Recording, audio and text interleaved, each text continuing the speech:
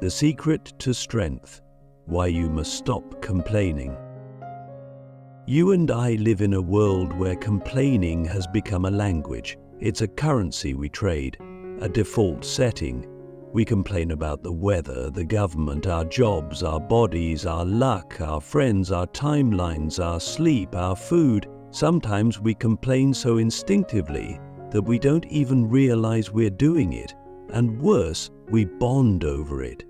We build friendships and communities on shared dissatisfaction, mistaking mutual resentment for real connection. But here's the truth no one wants to say out loud. Complaining is not harmless. It's corrosive, it's weakening, and every time we indulge in it, we trade away a piece of our strength. Now let me be clear, this isn't about pretending everything is okay when it's not. This isn't about toxic positivity or suppressing your emotions. This is about recognizing that the habit of complaining trains your mind to focus on what's wrong, not to solve it, but to indulge in it.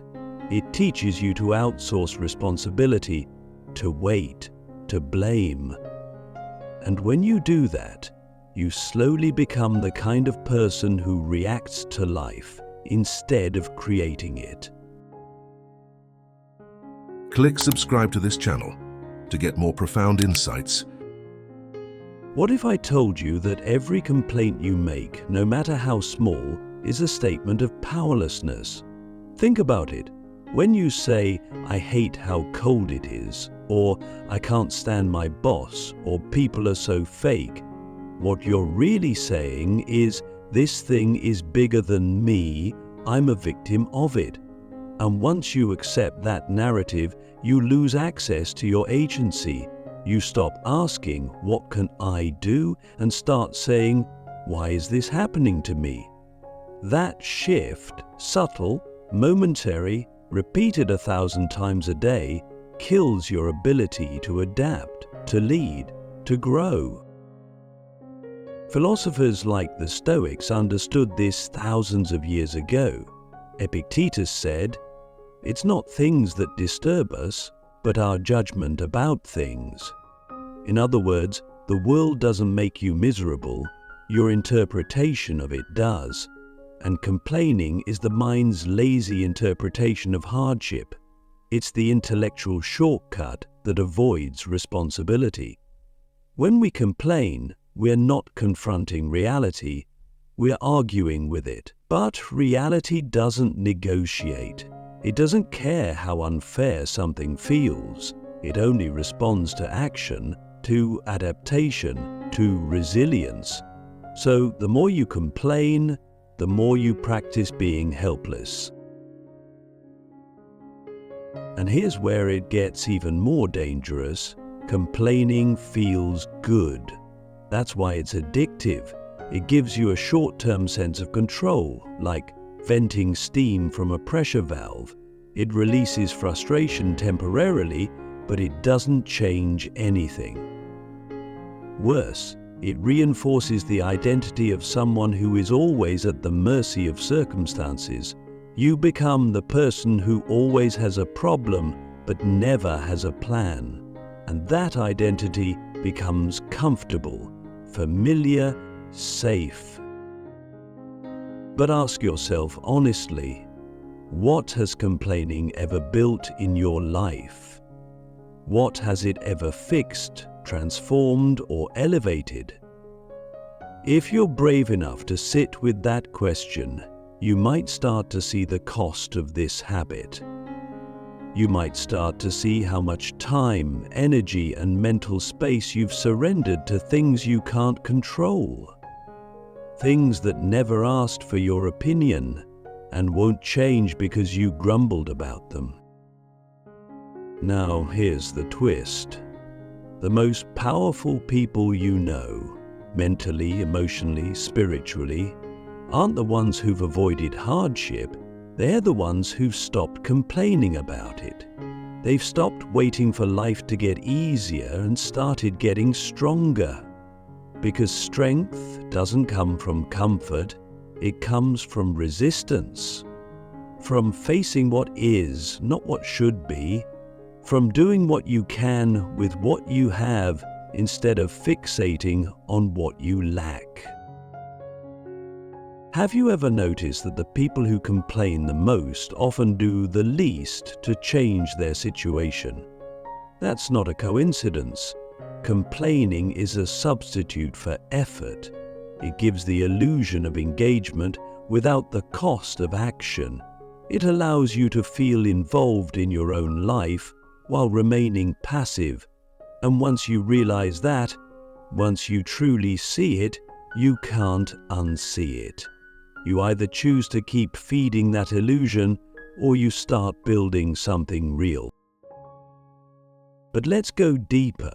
Why do we complain in the first place? What's the root of this behavior? It's not just about discomfort, it's about control. When we feel powerless, we try to reassert control through language. That's what a complaint is, an attempt to reclaim agency through words. But it's a hollow attempt because it doesn't lead to action. It's noise without strategy, emotion without direction. It gives us the feeling of motion while keeping us stuck in the same place. So what do we do instead? We start replacing complaints with choices. Instead of saying, "I'm tired of this job," we say, "What am I willing to do about it today?" Instead of saying, "People never listen," we ask, "Am I communicating clearly or just expecting understanding?" Instead of saying, "Nothing ever works out for me," we ask, "What patterns am I repeating that lead to this outcome?" That shift from passive frustration to active inquiry is the beginning of transformation. In the next part, we'll explore a radical idea that the strength you're looking for isn't something you find, it's something you build, moment by moment, by refusing to let your circumstances dictate your mindset. We'll dive into how mental toughness is forged, not in the absence of problems, but in the refusal to be defined by them. The discipline of power, how mental toughness is built through radical ownership.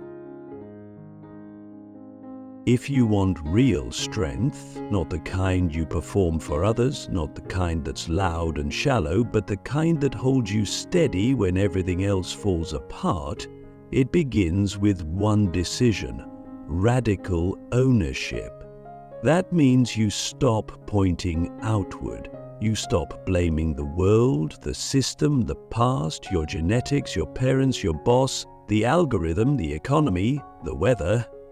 You look inward. Not because everything is your fault, but because nothing will change until you take responsibility for it.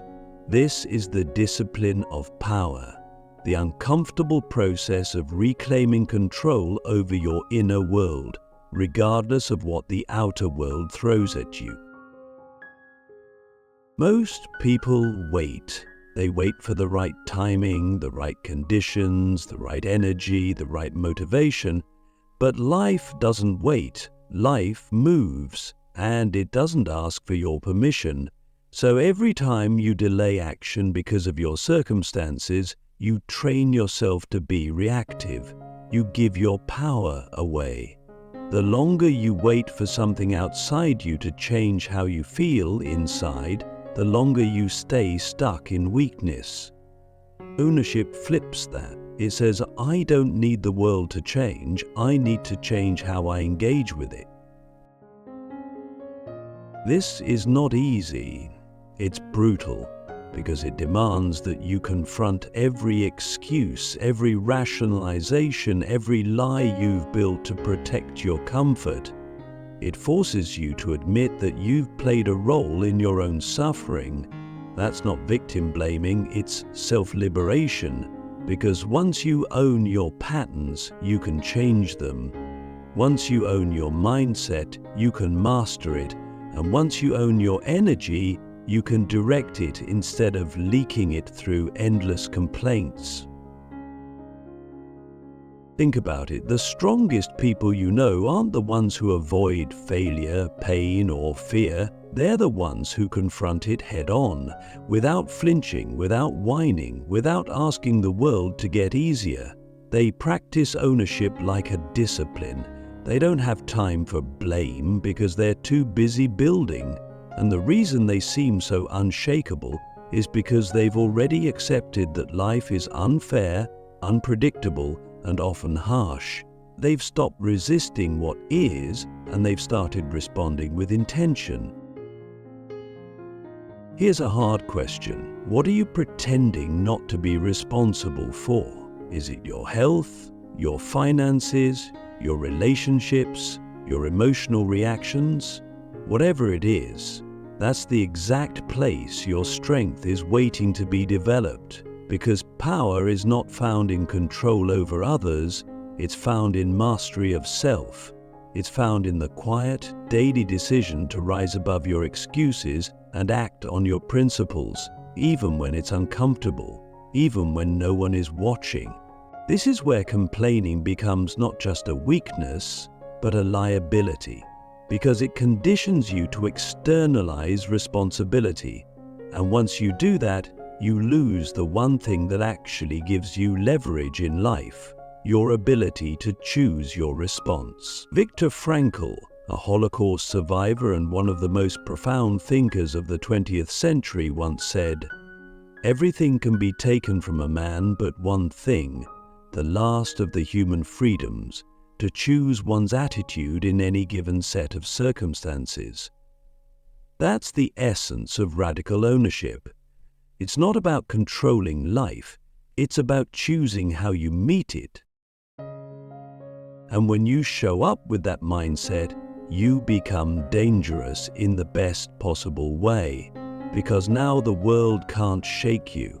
It can hit you, bend you, throw you into storms, but it won't break you. Why?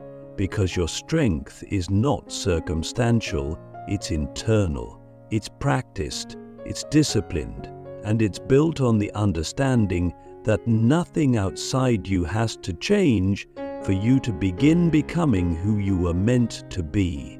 In the next part, we'll dive into the hidden cost of complaining that no one talks about, how it sabotages your identity, your reputation, and your ability to lead.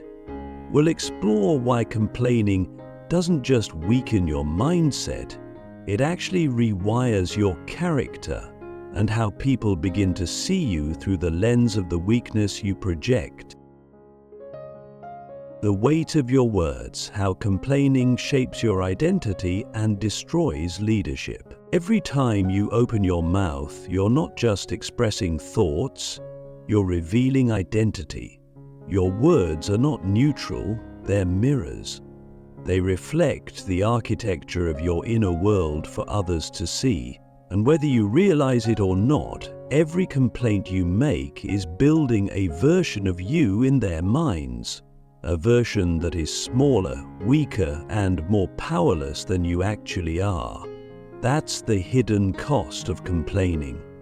It doesn't just affect how you think, it slowly alters how everyone else perceives you. And over time, perception becomes reality. You become what you repeatedly say you are. Here's the truth that stings. No one respects the chronic complainer. People may nod, sympathize, and even join in, but deep down they start to categorize you. You become the one who always has problems, the one who's never satisfied, the one who drains the energy from the room. And the more you lean into that identity, the more people will avoid offering you real opportunities because they don't trust your ability to handle them. Why would they? If your default response to adversity is to complain, to collapse into blame and negativity, what happens when the stakes are higher? Leadership in any form demands composure. It demands clarity of thought under pressure. It demands the ability to influence others, not just through expertise, but through energy. and the energy of a complainer repels. Because complaining is not a demonstration of insight, it's a display of emotional immaturity. It tells people, I haven't mastered myself, and I expect the world to accommodate that. That's not strength, that's fragility, and fragility can't lead. But even if you're not trying to lead others, consider this: you're always leading yourself. And the words you speak out loud are the same words your subconscious listens to. They become the script it uses to define what's possible, what's tolerable, what's worth pursuing. Speak weakness long enough and your actions will follow. Speak bitterness often enough and your perspective will rot from the inside. The mind adapts to the language it hears most frequently, which means your future is, in part, being shaped by the tone you use to describe your present. So ask yourself, what kind of person are you training yourself to become with your words? Are you speaking as someone who's learning, evolving, adapting, or as someone who's stuck, overwhelmed, and entitled to sympathy? This isn't about faking positivity, it's about choosing integrity. It's about aligning your words with the identity you're trying to build. Because you can't become strong while speaking like a victim, you can't become resilient while narrating your life as a tragedy. Who you are becoming is directly tied to how you describe what you're going through. Even your casual words matter, especially those. The offhand comment about how nothing ever works, the sarcastic remark about how life's just a mess, the resigned sigh before you even start a task. These moments add up. They form habits, and habits form character. So when you complain, even casually, you're reinforcing defeat. You're reinforcing the belief that your circumstances define you. But they don't. Your response does, your attitude does, and your words are the blueprint. We think complaining is just venting, but it's scripting, and if you're not careful, you'll end up memorizing lines for a role you never meant to play, the role of the victim, the one who watches life happen instead of shaping it. That's the real tragedy, not that life is hard, but that we speak as if we're powerless to face it. The truth is you have more power than you think, but you'll never access it until your words start reflecting it. In the final part, we'll bring it all together. We'll talk about how rejecting the habit of complaining and embracing full ownership can completely transform your life, from your relationships to your goals to your inner peace. We'll explore how strength is not something you wait for, but something you speak into existence and then live into every single day. Speak like the strong, how to talk, think, and live with power in every moment. If you've made it this far, there's something in you that wants more than the default, more than the life built on excuses, reactions, and passive endurance. You want strength, not just the appearance of it, but the kind that endures when no one's watching, the kind that turns setbacks into momentum, that keeps you grounded when chaos hits. And here's the final truth. Strength begins with how you speak, not to others, but to yourself. Not just in public, but in the quiet moments when no one will contradict you. That's where the architecture of your life is being built, word by word. To stop complaining isn't just an act of discipline, it's an act of rebellion. It's choosing to rise above a culture that thrives on blame, outrage, and victimhood. It's refusing to be seduced by the easy path of emotional release at the cost of personal power. When you stop complaining, you begin to notice something radical. Your mind gets quieter. not because life gets easier, but because you stop feeding the noise. You stop rehearsing powerlessness, and in that silence, strength has room to grow. What happens when you speak like the strong?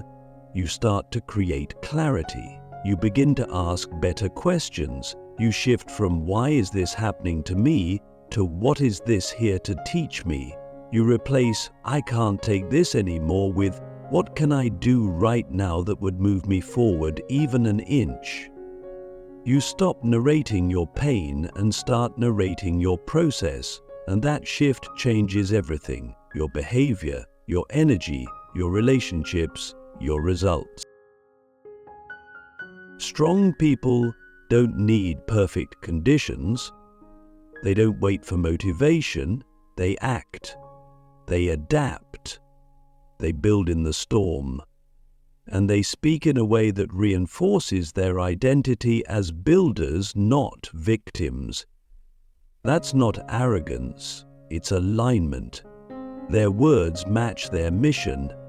And that's what you need to cultivate: a voice that speaks from vision, not from fear. But this takes vigilance, because complaining is always waiting for you. It will whisper in your mind when you're tired, frustrated, or scared. It will offer you the comfort of blame. But every time you resist that pull, you get stronger. Every time you choose power over pity, you sharpen your edge. And over time, that edge becomes who you are. So here's the challenge for the next 24 hours. Don't complain. Not once, not out loud, not in your head. Replace every complaint with a question, an action, or a statement of ownership. Watch how different your day feels. Watch how different you feel. And then ask yourself, if I can change this much in one day, what could I become in a year of living like this? This is the secret to strength. It's not given, it's not found, it's chosen, it's spoken, it's built. And the moment you stop complaining is the moment you step into the life you were always capable of living. All that's left is to decide, now build,